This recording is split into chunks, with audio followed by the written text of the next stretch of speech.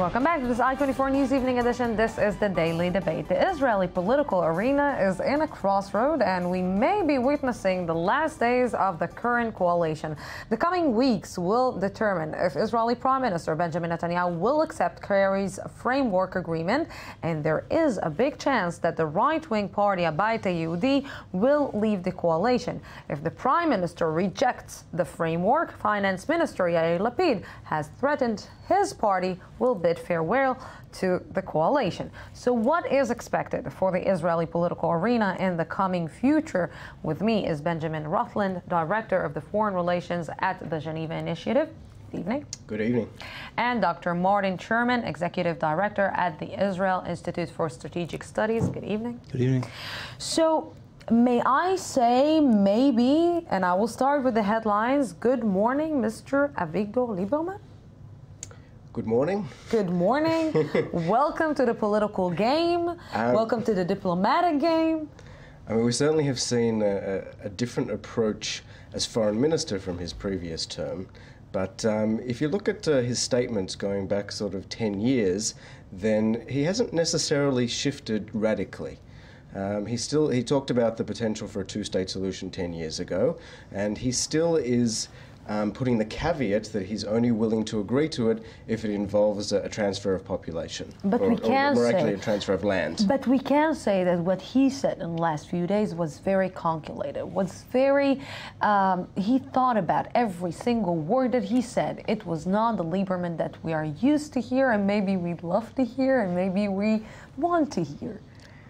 Well, I find his about face a little disturbing and alarming, particularly his declaration that it's more important to have the unity of the people than the unity of the land. Because, you know, if you look at the last 2 decades of politics in Israel, you'll find that everything that the dovish pro-withdrawal camp said was disastrously wrong, and all the warnings issued by the hawkish so-called right-wing camp were completely justified. So if you're looking to unify the nation, why would you want to unify it around a position that's been proven consistently wrong, rather than around a position that's been proved consistently right? It just doesn't make any sense.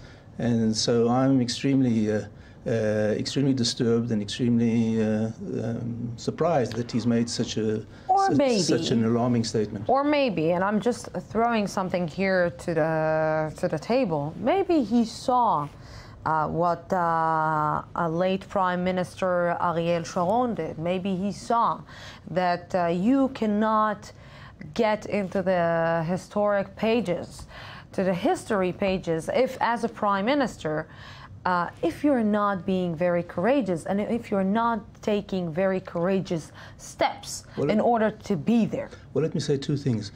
Chamberlain also entered history, and he's also in the history books.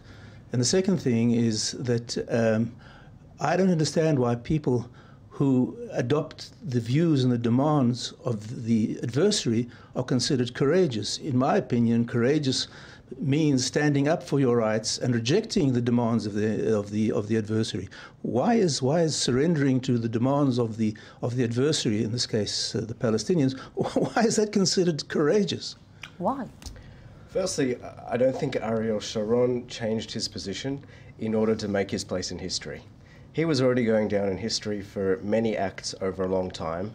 He saw the direction of the flow of history, and he did what he felt was right for the Jewish people. And I think that Lieberman is trying to do the same.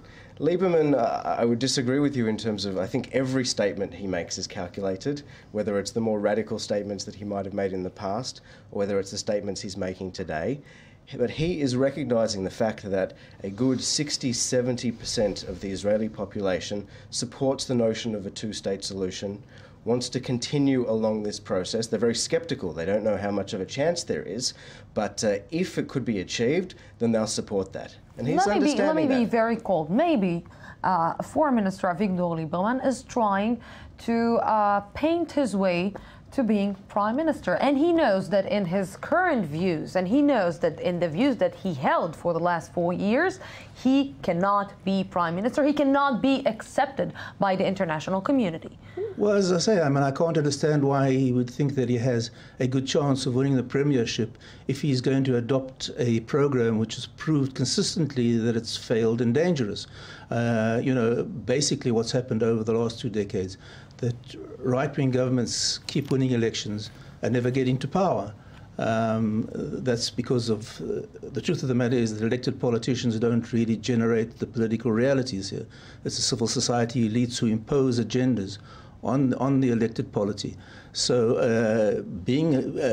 adopting a radically dovish policy, I'm not sure that's the best way to win the premiership. I don't know why he said it. There could be 100 reasons that he made this change.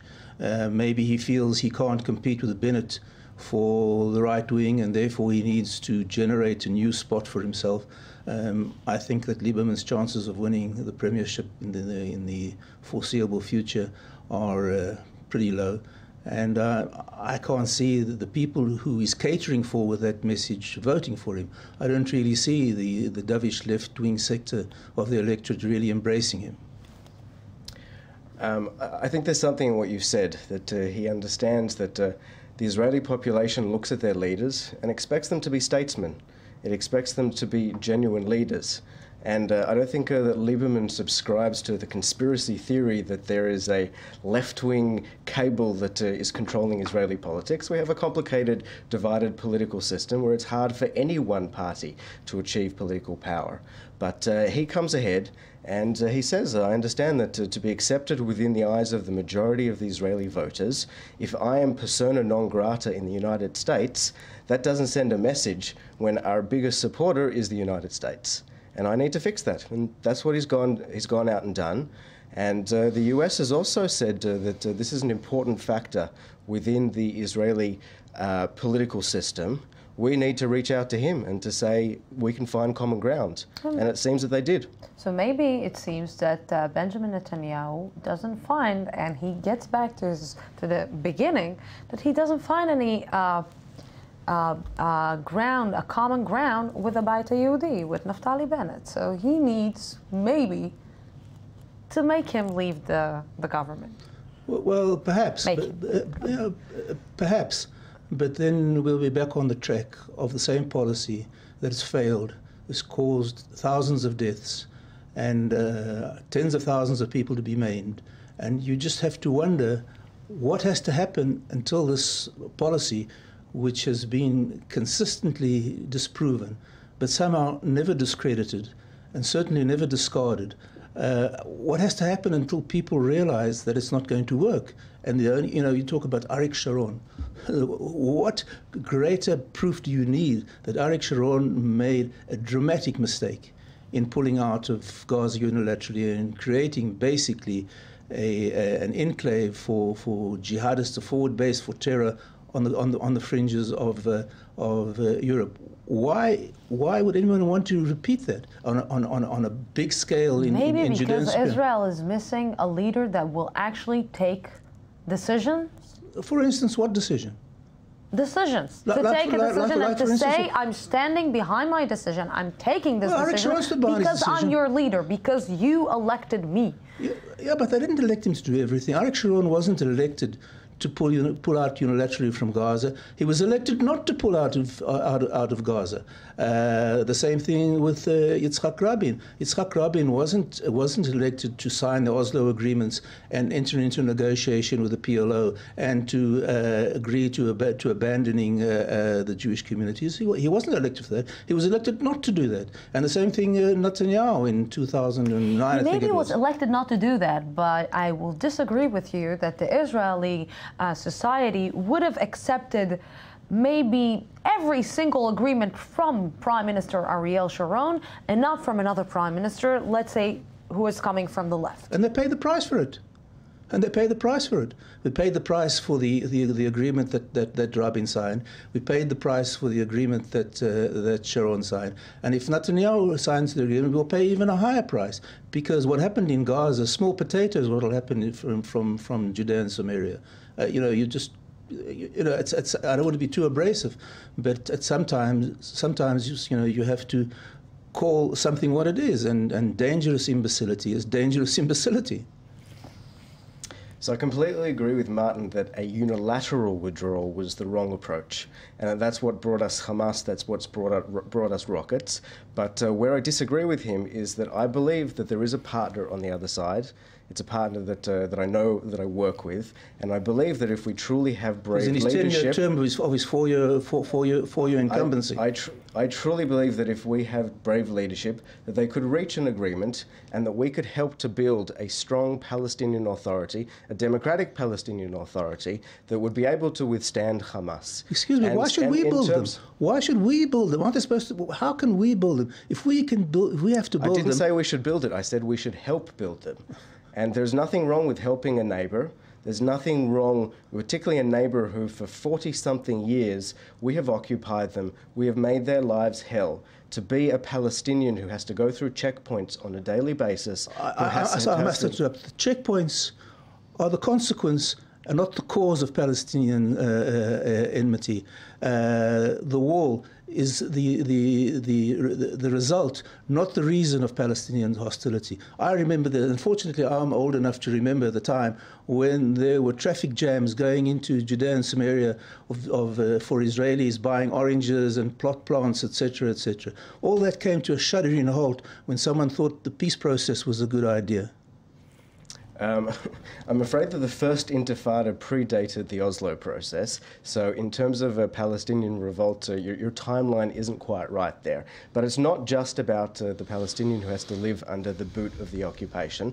It's also about the Palestinian who wants to have his right to self-determination, who wants to be able to put his political will forward. And that's something that we need to think about, and that we can have both our political rights living comfortably next to our neighbours. And in terms of, you like to contest that it's a policy that hasn't worked. It's a policy that hasn't yet been tried. Oh, excuse me? It's a policy that there hasn't been an agreement that we've actually implemented. Excuse me? It's a policy that's had multiple stages. And when we actually see a stop to settlement building, and we can actually see moves towards the creation of a Palestinian state, then you can judge. Well, I'm flabbergasted to say that it hasn't been tried. It was tried. There was massive support for the Oslo agreements. People like me were marginalized. No one took our view seriously when we predicted exactly what would happen. Now the question is, what happens when you pull out, and what has been will be again. And what do you do when the first volley of rockets is fired towards Ben Gurion Airport, doesn't hit anyone, doesn't cause any damage, just lands 5 meters away from the main runway? Who's going to land there? Who's going to insure planes there? What's your suggested reaction to or response to that? The cost of error is so great, and the ability to correct it almost impossible. It is a totally criminal and irresponsible gamble to relinquish the highlands overlooking the coastal plain to any Arab authority. Firstly, it's worth the risk. Secondly, you say that the cost of failure is too high, but we have the strongest army in the region. We have one of the strongest armies in the world. If it came down to it, and we had to have a reconquest of the West Bank, we could and we would do it. So do you advocate retaking Gaza? No, I don't. Why? Why not? If you have that from the Judea and Samaria, why not? To take Judea and Samaria is a lot of blood and a lot of suffering and a lot of casualties. You want to take a chance for that? Why? I can't understand why. I don't understand how you can possibly call yourself a peace camp, because you're leading the country straight into war, as you have already. In Gaza, there have been 2 campaigns. There have been 2 campaigns. What are you going to do?